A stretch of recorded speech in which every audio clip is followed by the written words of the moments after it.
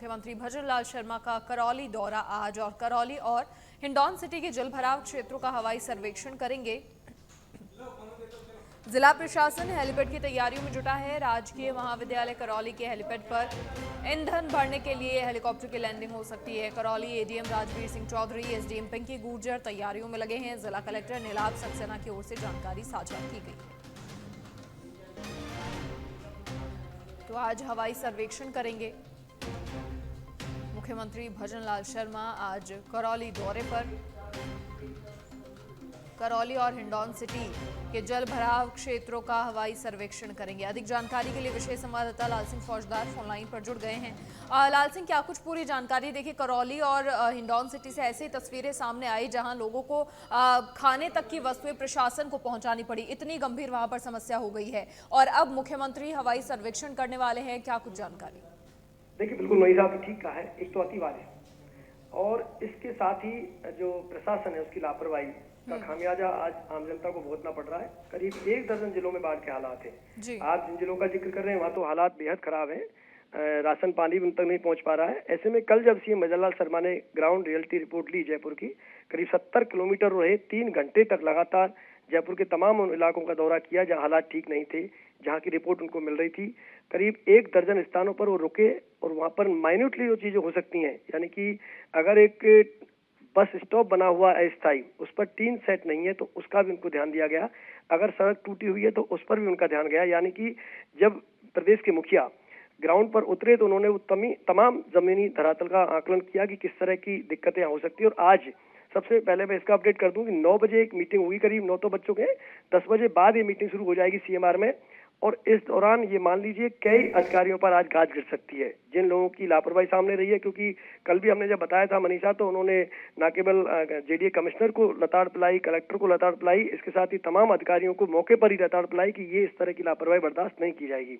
और जहाँ तक ये हवाई सर्वे की बात है, हवाई दौरे की बात है मनीषा, तो इसको लेकर मेरी अभी जो सीएम के मीडिया कोऑर्डिनेटर है आनंद शर्मा, उनसे बात हुई है। उनका कहना है कि हाँ, दौरा प्रस्तावित है, लेकिन अगर मौसम साफ रहा तो ये दौरा करेंगे। बाकी उनका जो ऑफिशियल कार्यक्रम है वो लगातार आ चुका है। ये मीटिंग लेंगे पहले, मीटिंग के बाद उनका 4 से 5 शाम को आज तिरंगा यात्रा कार्यक्रम है न्यू गेट पर, उसको संबोधित करेंगे। वहां से तिरंगा यात्रा को रवाना करेंगे। और अभी फिलहाल अहम बैठक वो लेंगे सीएमआर में, मुख्यमंत्री आवास पर मीटिंग होगी, तमाम अधिकारी मौजूद रहेंगे।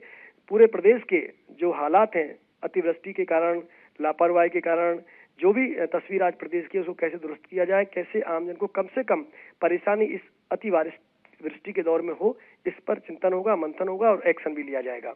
जी बिल्कुल लाल सिंह, सही कहा आपने। जो लापरवाहियां सामने आई हैं प्रदेश भर से, निश्चित तौर पर मुख्यमंत्री भजनलाल शर्मा उन लापरवाहियों को देखकर गुस्सा भी जरूर उन्होंने जाहिर किया होगा तमाम अधिकारियों पर। लेकिन सवाल यही कि जब मानसून आता है तो जो तैयारियां पहले करनी चाहिए होती हैं वो उस मौसम के दौरान ही होती हैं। ऐसे में गड्ढे रह जाते हैं सड़कों पर जगह जगह। ये सबसे बड़ी लापरवाही है। इस ओर कब ध्यान दिया जाएगा? जी मनीषा, सवाल ये नहीं है। हम ये बात क्यों कर रहे हैं कि बारिश से पहले गड्ढे साफ हों, बारिश से पहले नालियां साफ हों? क्यों? आपकी ड्यूटी किस बात की है? आपकी ड्यूटी है कि शहर को सफाई व्यवस्था की जाए। हर महीने नाले साफ क्यों नहीं हो सकते? हर महीने सड़कों को दुरुस्त क्यों नहीं किया जा सकता? आपकी जिम्मेदारी क्या है? अधिकारियों की जिम्मेदारी क्या है? कर्मचारियों की जिम्मेदारी क्या है? आप देखिए मनीषा, करोड़ों का बजट सफाई के नाम पर पास किया जाता है। करोड़ों का बजट नगर निगम इस बात को लेकर पास करता है कि सड़कें दुरुस्त रहेंगी, जो आम नागरिक हैं उनको सही सड़कें आप देंगे, साफ नालियां उनको आप देंगे, सीवरेज आप उनको देंगे। लेकिन आप तस्वीर देखिए, आजाद भारत के बाद भी आज भी अगर ये तस्वीर हमें देखने को मिले, टूटी फूटी सड़कें, कहना ये पड़ता है कि हम गड्ढों में, सड़क गड्ढों में है या सड़क में गड्ढे हैं, तो तस्वीर ये नहीं है। ये इस सोच को भी बदलना पड़ेगा कि बारिश से पहले ही सफाई हो। नहीं, क्यों? सफाई हर महीने होनी चाहिए। और गंदगी रहे क्यों? आपकी ड्यूटी है इस बात की कि साफ सुथरा शहर रहे। हालांकि मैं जरूर कहना चाहूंगा मनीषा की जिम्मेदारी आम नागरिक की भी बनती है। आम नागरिक भी अपने अधिकारों के साथ साथ कर्तव्यों के प्रति सावचेत रहे, वो खुद भी सफाई व्यवस्था का ध्यान रखें, चलकर पहल करें, न केवल अपने घर की बल्कि आस पड़ोस को साफ करने का भी वो फर्ज निभाएं। और प्रशासन अपनी पूरी मुस्तैदी के साथ अगर इसमें लग जाए तो ये हम चर्चा करने की जरूरत नहीं पड़े। ये खबर का विषय ही नहीं बने मनीषा कि बारिश से पहले नाले साफ नहीं हुए। अरे नाले तो साफ होने ही चाहिए। अच्छा, बारिश कहकर थोड़ी आती है, ठीक है, एक तय हो रखा है कि बारिश का एक मौसम होता है, लेकिन बारिश हुई, ये प्राकृतिक आपदाएं हुई, ये कभी कहकर नहीं आती हैं, इनका कोई समय नहीं होता है। आपकी ड्यूटी है कि शहर साफ होना चाहिए, आपका एक कर्तव्य है कि सड़कें दुरुस्त होनी चाहिए, लेकिन इसके बावजूद जो तस्वीर हम देखते हैं एक रस्म अदायगी भर होकर रह गई है। और यही बात है कि आजादी के इतने दशकों बाद भी हम केवल इन्हीं विषयों पर चर्चा करते हैं कि बारिश से पहले नाले साफ नहीं हुए, सड़कें टूटी फूटी हैं। क्यों? क्योंकि हमने बेसिक जो इंफ्रास्ट्रक्चर है उस पर ध्यान ही नहीं दिया। हमने वास्तव में देखा जाए तो जो वास्तव में हमारा कर्तव्य उसको ध्यान नहीं दिया। हमने केवल एक रस्म अदायगी भर अपनी चीजें तय कर ली अपने हिसाब से।